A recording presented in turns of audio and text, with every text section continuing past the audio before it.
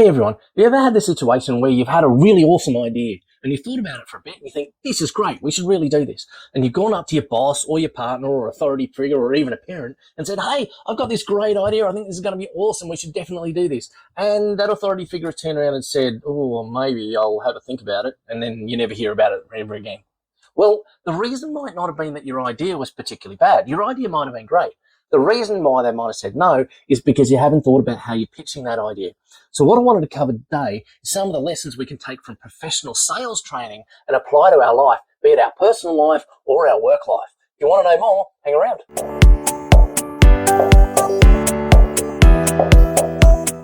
So I've been really lucky in my career. I spent a whole bunch of time doing accounting, which I loved. Spent a bunch of time doing consulting. And then I actually worked in a field that was selling financial software. So I worked as a professional salesperson. And one of the things I found really cool about sales is that you actually get a lot of training on sales technique. Now, before we get into sales technique and what it is, I want to cover what it's certainly not. Sales techniques are not about trying to trick or con people into doing things they don't want to do. We want to stay away from that. It's not a confidence trick. You're not a con man. Sales techniques are about finding out what's important to people and aligning your idea or product to really what matters to them. So what we're trying to do is build that beneficial relationship. So when someone buys something off you, they're generally excited about that and they can see where that could be benefiting their life.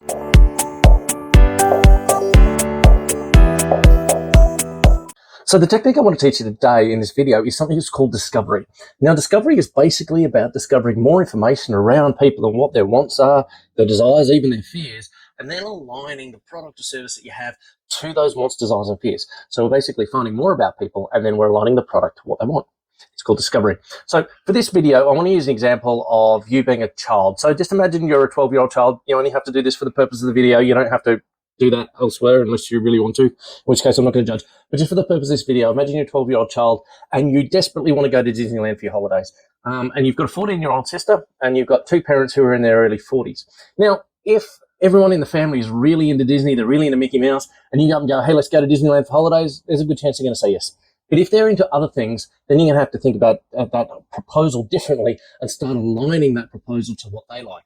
Now, the only way you're going to find out what they like is if you go through discovery.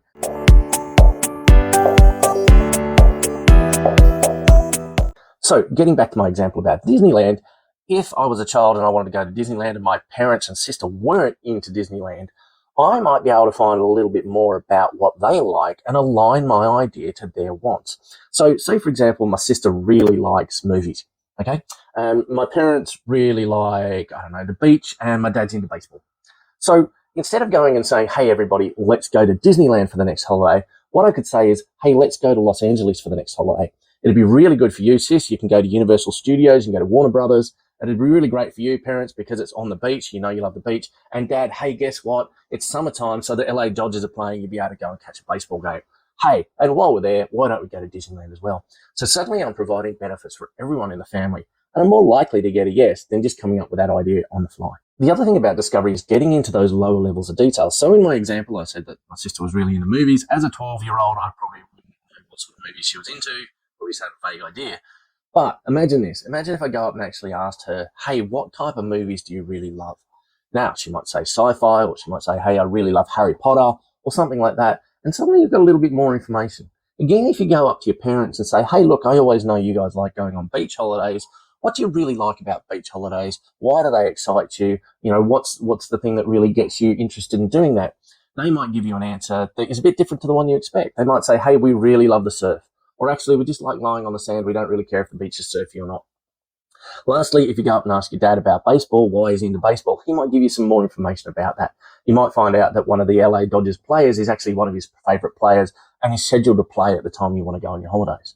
So the more information you can get and the lower levels you can get, the more likely are you going to get a positive response because you're actually aligning that requirement to the idea that you've had. So one of the techniques that a lot of the professional sales techniques talk about is a pain funnel or a reverse pyramid. And it's basically a questioning technique to try and get you from a very general question down to a really specific sort of question so you can align your product to what someone really is wanting to do. So the first thing you do is open with a general question. It's an open question, where you're asking someone, hey, can you tell me about what sort of hobbies you're into?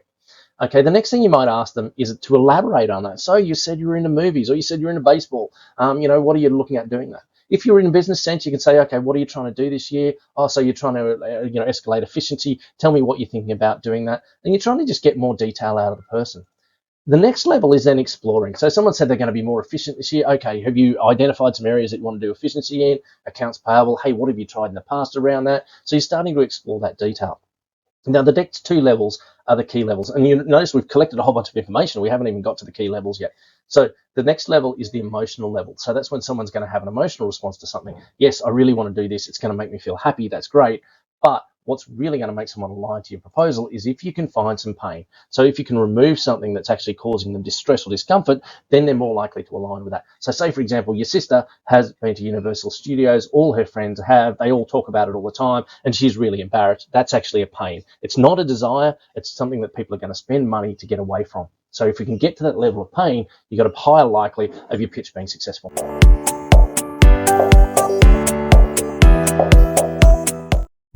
So the lower we get into those levels of detail, or the further down the pain funnel, as it's called in a lot of professional sales techniques, the more information you're going to get. But you also need to be careful, because you're starting to get into the territory where people's emotions and feelings are involved. And if your family was anything like mine, emotions and feelings were often something that was quite protected. And if your younger brother just suddenly came out of the blue and started showing an interest in you that he hadn't done in 12 years, it probably wouldn't go well. So you do need to be careful about this. You are dealing with people's emotions, so you do need to show some empathy.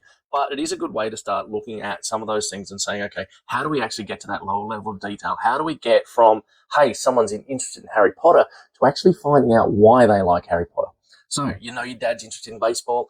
Why is he interested in baseball? What is it about baseball that he likes? Is there a particular player that he'd love to go and see? Is it Mike Trout, who actually plays for the Los Angeles Angels and not the Dodgers? So proposing to go see a Dodgers game would actually be wrong. So yeah, we need to find out that lower level of detail, but we need to tread carefully when we're doing that, because emotions are starting to get involved. So yeah, when you're getting into that discovery, as I said, you do need to be a little bit careful, and you do need to be able to let people know that they can trust you, and you're not going to abuse this information. Say for example, you're going up to your boss, and your boss has got a stated plan for the year, but you know that they actually have a secret plan that they're not sharing with the world. But if you can find out what that secret plan is, it's going to be really easy to align your ideas to that secret plan. You kind of have to say to them, hey, look, you can trust me with this. This is confidential information. I'm not going to abuse this. So yeah, this is the territory we start getting into, where you need to have some empathy for people, show that you're understanding, and let them start to trust you. So it's about building trust.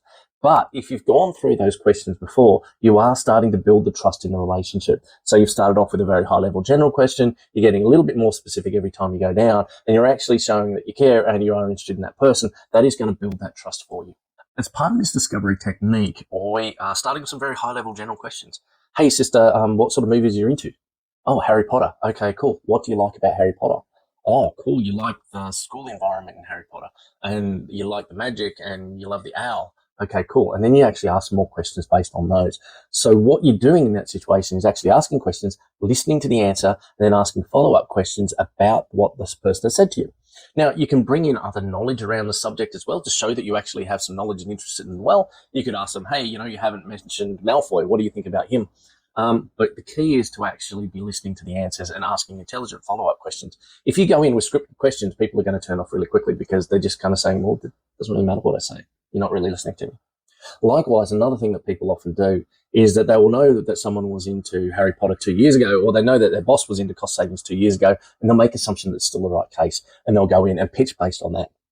So you can imagine how that's going to work if your sister was into Harry Potter 2 years ago, and now she doesn't like movies anymore. She's into Dojo Cat and Blackpink. It's going to kind of fall fat and say, hey, look, you're not really interested in me. You're just making assumptions about me. So this whole process is designed to build trust and gather information, so that when you're actually putting your proposal together and putting it back to people, they actually have an emotional connection to you, they trust you, and they actually have an emotional connection to the proposal.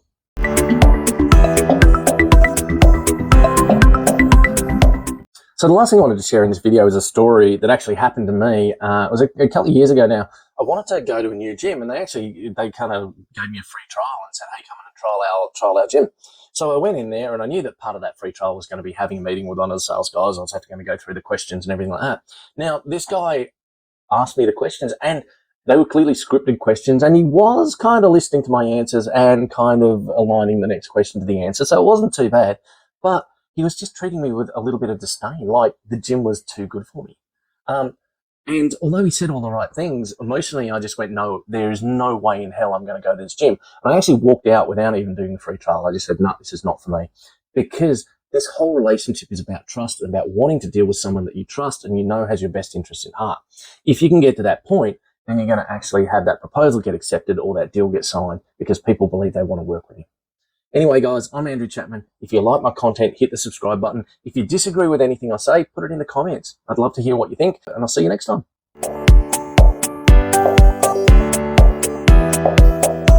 So last thing in this video is don't be afraid of losing. Don't be afraid of losing.